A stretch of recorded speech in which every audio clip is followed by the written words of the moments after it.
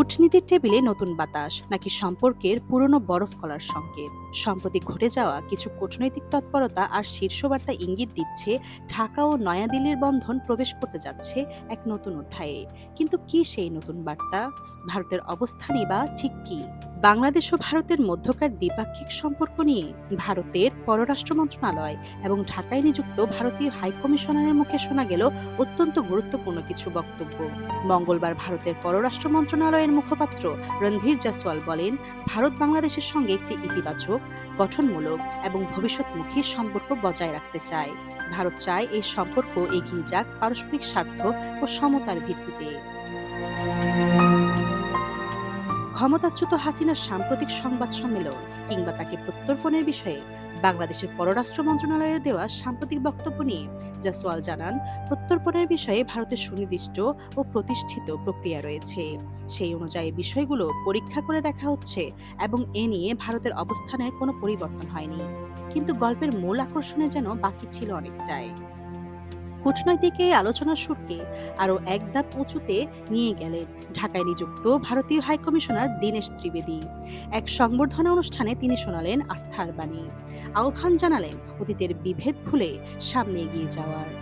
দীনেশ ত্রিবেদীর ভাষায় অতীতের সমস্যা কিংবা মত পার্থক্যগুলোকে অস্বীকার করার সুযোগ নেই, তবে সেগুলোকে আঁকড়ে ধরে স্থবির হয়ে থাকাও বুদ্ধিমানের কাজ নয়, বরং অতীতের মত পার্থক্য আলোচনা ও যোগাযোগের মাধ্যমে সমাধান করে পারস্পরিক ও নিঃশর্ত আস্থার উপর ভিত্তি করে সম্পর্ককে এগিয়ে নিতে হবে।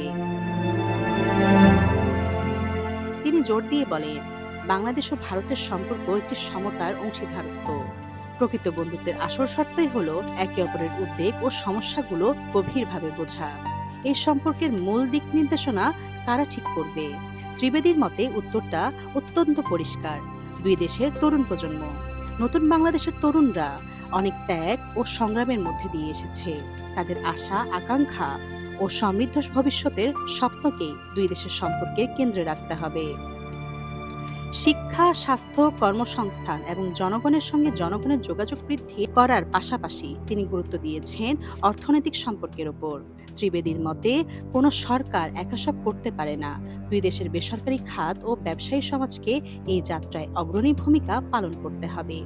আর ঠিক এই কারণেই ভারতের প্রতিবেশী প্রথম নীতির অংশ হিসেবে ঢাকা সফরে এসেছিলেন ভারতের সর্ববৃহৎ ব্যবসায়ী সংগঠন কনফেডারেশন অফ ইন্ডিয়ান ইন্ডাস্ট্রির এক শক্তিশালী প্রতিনিধি দল।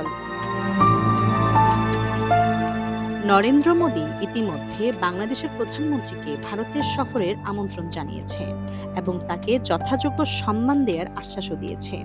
যদি এই সফর অনুষ্ঠিত হয়, তবে তা দুই দেশের সম্পর্কে এক স্মরণীয় অধ্যায় হিসেবে চিহ্নিত হয়ে থাকবে। জীবন্ত গণতন্ত্রে মতপার্থক্য থাকাটাই স্বাভাবিক। এই কথা স্মরণ করিয়ে দিয়ে ভারতীয় হাইকমিশনারের এই আহ্বানে যেন এক নতুন ভোরের ইঙ্গিত পাওয়া যায়।